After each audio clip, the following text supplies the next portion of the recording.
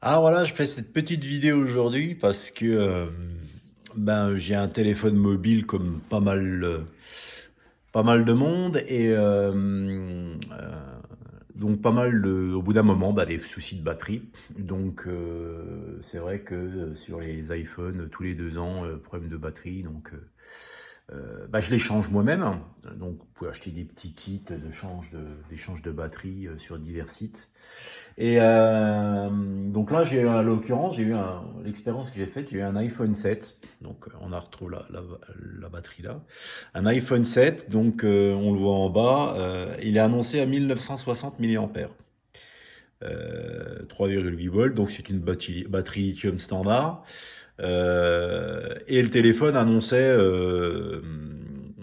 annonçait une capacité actuelle de batterie de 80%.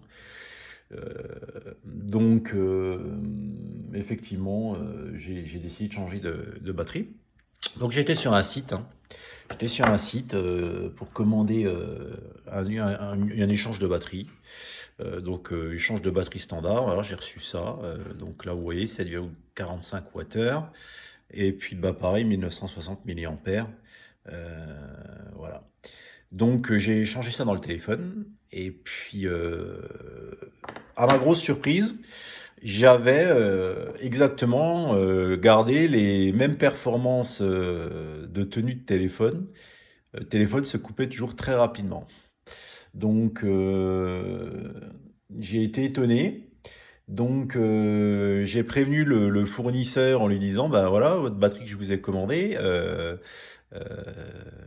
elle a du mal à tenir, elle a du mal à tenir la charge. Donc elle est exactement aussi minable que la batterie officielle qui était à 80%. Donc il me dit pas de souci, nous allons vous pratiquer un échange de la batterie. Donc il me renvoie une nouvelle batterie. Je ne sais plus où je l'ai mis, mais bon, bref, j'en ai une deuxième qui m'a envoyé gratuitement. Et il s'avère que la tenue est pareille.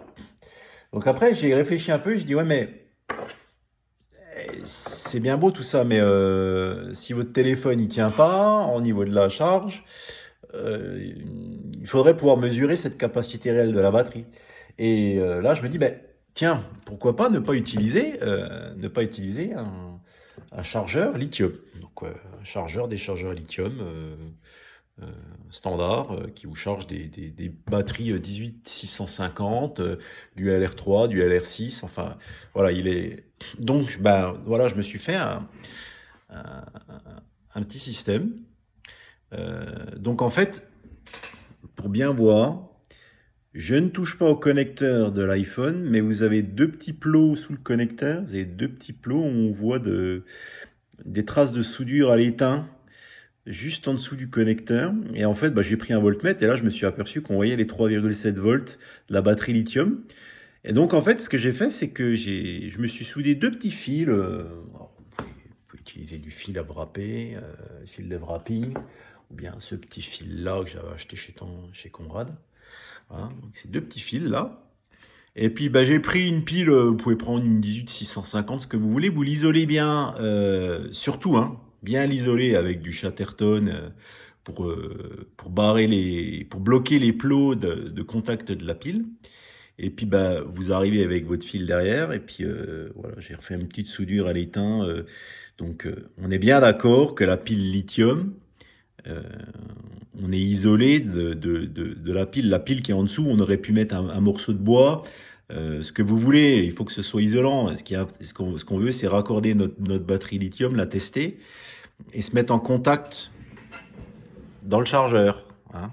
Euh, En fait, voilà, techniquement, c'est ça, hein. Ce que j'ai fait, vous prenez votre batterie.